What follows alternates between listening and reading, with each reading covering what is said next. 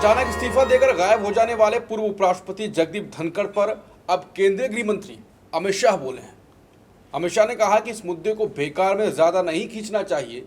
अमित शाह ने धनखड़ की तारीफ करते हुए कहा, धनखड़ जी एक संवैधानिक पद पर बैठे थे और अपने कार्यकाल में उन्होंने संविधान के अनुसार अच्छा काम किया। उन्होंने अपनी निजी स्वास्थ्य समस्या की वजह से इस्तीफा दिया है। इसमें ज़्यादा कुछ ढूंढने या मुद्दा बनाने की ज़रूरत नहीं है। यानी जो धनखड़ जी कह के गए थे वही अमित शाह ने कह दिया, लेकिन ये कहा कि ज़्यादा कुछ ढूंढने की ज़रूरत नहीं है क्योंकि बहुत कुछ अफवाहें चल रही हैं। दरअसल धनखड़ के इस्तीफे के बाद राजनीति में अलग अलग तरह की चर्चाएं शुरू हो गई कि उन्होंने ऐसा कदम क्यों उठाया। हालांकि अफवाहें तो बहुत चल रही हैं, अभी भी अफवाहों का क्या, अफवाहें तो नज़रबंदी की चल रही हैं, ऐसा किया गया वैसा किया गया, बहुत चल रही हैं। लेकिन अब अमित शाह के बयान का क्या मतलब है, इसको जानिए वरिष्ठ पत्रकार मुकेश कुमार से। नमस्कार, मैं हूं अंकुर और आप देख रहे हैं सतंदी का खास शो बेबाक मुकेश। मुकेश जी, अमित शाह के बयान का क्या मतलब आपको लगता है? बहुत दिनों तक सन्नाटा और अब तोड़ा है, क्या ढूंढते हैं आप उसमें? देखिए, 21 जुलाई को इस्तीफा दिया था जगदीप धनखड़ ने, अचानक दिया था। दिन भर सब कुछ सामान्य चल रहा था। सदन की कार्रवाई वो बतौर सभापति वो चला रहे थे, संचालित कर रहे थे, और अचानक रात 9 बजे खबर आई कि धनखड़ जी विदा हो गए। और धनखड़ जी की विदाई के बाद से आज 25 अगस्त है, हमने उनकी कोई आवाज़ नहीं सुनी, बिल्कुल उनको कहीं देखा नहीं, वो किसी से मिल नहीं रहे हैं। ये सब क्या है? इसको लेकर सवाल लगातार उठ रहे हैं। राहुल गांधी ने भी बाकायदा इस पर सवाल किया था कि आखिरकार उपराष्ट्रपति कहाँ हैं। और ये सवाल आज 1 महीने 4 दिन के बाद अमित शाह इसका जवाब दे रहे हैं। अमित शाह क्यों जवाब दे रहे हैं? अमित शाह को ये जवाब क्यों देना पड़ रहा है? ये जवाब तो धनखड़ साहब के तरफ से आना चाहिए था। धनखड़ साहब चुप क्यों हैं? धनखड़ साहब को क्या चुप करा दिया गया है? सवाल ये है। प्रधानमंत्री कुछ बोल दें, गृह मंत्री कुछ सफाई दे दें, ये अलग बात है। उनकी सफाई पर भरोसा कौन करेगा? जिन परिस्थितियों में धनखड़ विदा हुए, उनका विदाई समारोह भी नहीं हुआ। आप देखिए कि किन परिस्थितियों में वो गए हैं। और ये स्पष्ट है कि स्वास्थ्यगत कारण तो बिल्कुल भी नहीं थे जो एक रीजन दिया गया। तो ये बहुत साफ है कि धनखड़ साहब के बारे में जो भी अफवाहें चल रही हैं, वो अमित शाह के ये कह देने से कि इसको ज़्यादा न खींचा जाए, ये अफवाहें हैं। और स्वास्थ्य के कारणों से उन्होंने इस्तीफा दिया था, ये शांत नहीं होने वाला है। आपको लगता है कि अमित शाह ने ये कहा कि इसको ज़्यादा ना खींचा जाए, ना ज़्यादा इसमें कुछ ढूंढा जाए, इसके बाद अब ज़्यादा खींचा जाएगा, अब ज़्यादा ढूंढा जाएगा? बिल्कुल, ये सवाल तो फिर से उठ खड़ा हुआ है। थोड़ा सा ठंडा हो गया था, लेकिन अमित शाह बोलने के लिए मजबूर हुए, या उनको इतने बार बार, अब चूंकि वो उपराष्ट्रपति थे इस देश के, और अभी तक जो निवास उनको अलॉट किया गया है धनखड़ को, उस निवास में अभी तक वो शिफ्ट नहीं हुए हैं। उनसे बहुत सारे विपक्षी नेताओं ने संपर्क साधने की कोशिश की, उनके स्टाफ ने कोई जवाब नहीं दिया। यहाँ तक कि सीपीआई के एक लीडर ने चिट्ठी भी लिखी, उसका भी कोई जवाब नहीं आया। तो ऐसा तो कभी हमने देखा नहीं कि कोई पद से अलग होता है और बिल्कुल मौन व्रत पे चला जाता है। उसका मौन व्रत तो छोड़िए, उसके दर्शन ही दुर्लभ हो जाएं। बिल्कुल। तो ये बहुत साफ है कि अमित शाह ने जो सफाई दी है वो गले किसी के नहीं उतरती है, नहीं उतरेगी, जब तक कि खुद धनखड़ साहब की तरफ से कोई स्पष्टीकरण नहीं आता है, या उन्हें स्पष्टीकरण देने का मौका नहीं दिया जाता है। तब तक ये संदेह बने रहेंगे कि कहीं कोई गड़बड़ है, कहीं धनखड़ साहब के साथ कुछ हो रहा है। उन्हें चुप करने के लिए, बैठने के लिए कहा गया है, उनको लोगों से मिलने जुलने से रोका जा रहा है। ये संदेह बिल्कुल नहीं। अभी आपने टिकैत का बयान सुना होगा, उनसे वोट चोरी पे सवाल पूछा गया था, तो उन्होंने कहा कि इस देश में तो उपराष्ट्रपति चोरी हो जाता है, तो वोट चोरी की क्या बात करूं। तो ये मजाक बनता जा रहा है। आप देखिए कि इस देश के पूर्व उपराष्ट्रपति हैं वो, उनको उनके बारे में खबरें देश से छिपाई जा रही। अगर वो बीमार हैं तो उनके बारे में बीमारी से संबंधित समाचार आने चाहिए कि उनको ये बीमारी है, इस हाल में है, बिल्कुल गंभीर हैं, स्वस्थ हो रहे हैं, क्या है वजह? ऐसी कोई सूचना हमें नहीं दी जा रही है।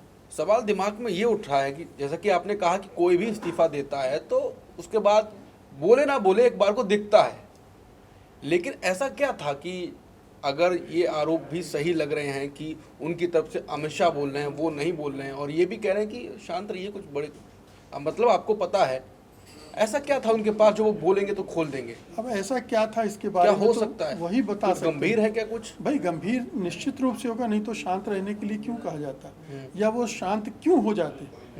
कुछ तो चीजें हैं जिसकी पर्दादारी है, कुछ छिपाया जा रहा है, देश से, लोगों से छिपाया जा रहा है।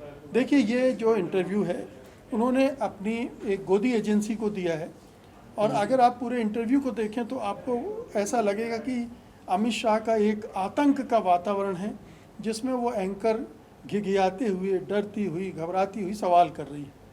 ठीक है, अब इस सवाल को थोड़ा और अगर वो ग्रिल करती अमित शाह को तो कुछ चीज़ें और निकल सकती थी, लेकिन उसकी अपनी हदें थी, उससे आगे नहीं जा सकते थे। इसी तरह से देखिए एक दूसरा जो मुद्दा था, मेरे ख्याल से जिसकी वजह से उन्होंने इंटरव्यू दिया होगा, ये जो संविधान का 130वां संशोधन सरकार करना चाहती है, और 30 दिन के अंदर अगर 30 दिन में अगर ज़मानत नहीं मिलती है मुख्यमंत्री और मंत्रियों को तो उनके पद से हटाना चाहती है। अब उस बारे में भी वो सफाई देने आए थे, अपना पक्ष रखने आए थे, और विपक्ष के विरोध को डिमोलिश करने आए थे। ये प्लांटेड इंटरव्यू था, और उसमें भी जो एंकर है उनको ठीक से ग्रिल नहीं कर पाती है। वो एक दो सवाल तो करती है सत्येंद्र जैन जैसे मामलों की, लेकिन ये नहीं पूछती है कि भाई एजेंसियां तो आपके पास हैं, एजेंसियों का दुरुपयोग करके आप पिछले 11 साल से जो करते आ रहे हैं उसमें तो आप किसी की भी सरकार गिरा सकते हैं। ये सवाल पूछने की हिम्मत उस एंकर की नहीं पड़ी, जो कि सबसे ज़रूरी सवाल यही है इंटरव्यू का। किसी को दिक्कत नहीं है कि अगर कोई मुख्यमंत्री अपराध आरोपी हो गया है तो वो उसी रूप में अगर जेल जा रहा है तो वहाँ से सरकार चलाए। ये अटपटा लगा था जब अरविंद केजरीवाल भी ये कर रहे थे, और सब तरफ से आवाज उठ रही थी कि उनको आलोचना हुई थी। सत्येंद्र ने खुद शो किए थे, बिल्कुल आपने खुद किया था, बिल्कुल, और हेमंत सोरेन ने तो इस्तीफा दे दिया था तुरंत। तो ये तो इस वो वहाँ तक सरकार ठीक है, लेकिन जब एजेंसियां इस तरह से काम कर रही हों तो आप किसी की भी सरकार गिरा सकते हैं, विपक्ष की गिरा सकते हैं, अपने सहयोगी दलों की गिरा सकते हैं। बल्कि कहा तो ये जा रहा है कि ये उपराष्ट्रपति चुनाव में नायडू इधर उधर ना करें, इसलिए उनको पहले से धमकाने के लिए ये कानून बनाने की तैयारी नायडू पे। बिल्कुल। तो ये इंटरव्यू इन संदर्भों में आया है, और ये सवालों के जवाब देने के लिए नहीं आया है, लीपा पोती करने के लिए आया है, ताकि सरकार के बारे में जो शंकाएं बन रही हैं, मजबूत हो रही हैं, उनको थोड़ा सा डाइल्यूट किया जा सके। अमित शाह का एजेंडा इस इंटरव्यू का ये था, और उन्होंने यही हासिल करने की कोशिश की है। आपको क्या लगता है कि कभी ना कभी तो धनखड़ जी बाहर आएंगे? कब आ सकते हैं? जब हो सकता है कि श्योरिटी दे दें कुछ ना कुछ सरकार को।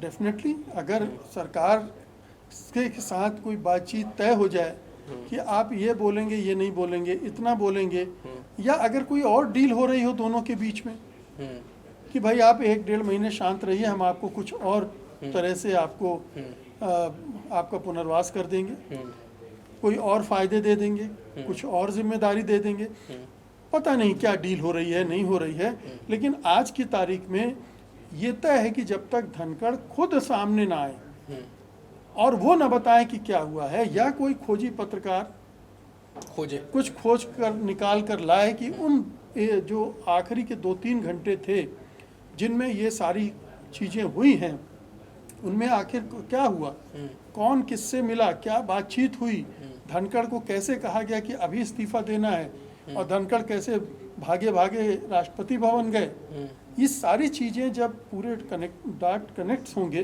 तब हमारे सामने आएगा कि उस दिन क्या हुआ था और उस दिन के बाद से धनखड़ के साथ क्या हो रहा है। वो सचमुच में नज़रबंद हैं या उन्होंने खुद को अपने को एकांतवास में ले गए हैं कि वो विवाद में नहीं पड़ना चाहते हैं, ठीक है जो होना था हो गया, अब हम चुप रहेंगे, या फिर कभी मेमोयर लिखें, संस्मरण लिखें जिसमें ये सारी दास्तान आए और वो एक्सपोज कर दें कि कौन से मंत्री थे, कौन से नेता थे जिन्होंने उन्हें धमकाया, जिन्होंने मजबूर किया कि नहीं अभी इस्तीफा लिखो, अभी जाकर सबमिट करो और नहीं तो आपका स्वास्थ्य खराब हो जाएगा। अगर स्वास्थ्य के कारणों से आप इस्तीफा दे रहे हैं, नहीं दे रहे हैं, तो फिर हम आपके स्वास्थ्य की चिंता आप कर लीजिए। तो ये सारे खेल हुए होंगे। कोई भी ये मानने को तैयार नहीं है कि धनखड़ जो इतने बातूनी थे, इतने बड़बोले थे, जो हर मुद्दे पर जहाँ नहीं बोलना चाहिए वहाँ भी बोलते थे, सदन के अंदर भी बोलते थे, सदन के बाहर भी बोलते थे, वो 1 महीने 5 दिन से चुप बैठे, न दिखाई दे रहे हैं। न दिखाई। बिल्कुल। तो मुकेश जी को, धनखड़ जी से उम्मीद तो है कि कुछ लिखेंगे, कुछ बताएंगे, बोलेंगे, लेकिन कब बोलेंगे ये तो सवाल है। जब धनखड़ जी की तरफ से कोई शब्द ना आए और बोला जाए गृह मंत्री अमित शाह की तरफ से, क्योंकि संजय राउत ने पत्र भी लिखा था, चिट्ठी भी लिखी थी मंत्रालय को कि कुछ बताया जाए उनके बारे में, लेकिन बताया कुछ नहीं। इंटरव्यू में बताया गया कि कोई चिंता ना की जाए। अंकुर जी, देश तो चाहेगा कि वो सत्यपाल मलिक की तरह सामने आए, और जिस तरह से सत्यपाल मलिक ने बहुत सारे सच देश के सामने शेयर किए, चाहे वो पुलवामा कांड को लेकर हो, चाहे किसानों के बारे में प्रधानमंत्री ने किस तरह से कहा था वो बातें हों, या प्रधानमंत्री की कार्यशैली, उनका सोच, उसके बारे में अपनी राय खुलकर जो व्यक्त की, तो देश उम्मीद करता है कि सत्यपाल मलिक ने जितनी बुलंदी के साथ ये सब किया था, जितने साहस के साथ, वो धनखड़ भी वो साहस दिखाएं। एक और उम्मीद, जगदीप धनखड़ सत्यपाल मलिक बने तो और ज़्यादा बेहतर हो देश के लिए, बाकी लोगों के लिए कुछ बोले। लेकिन ये भी एक सवाल है कि क्या बोलेंगे, जो अभी इतने गुम हैं तो बाद में आकर कुछ बोलेंगे, या कुछ हो सकता है डील हो रही हो। जो भी हो रहा होगा, हम उस पर नज़र बनाए हुए हैं, और सत्य हिंदी को जैसे ही कोई खबर मिलेगी हम आपको तुरंत लेकर आपके सामने चले आएंगे। नमस्कार।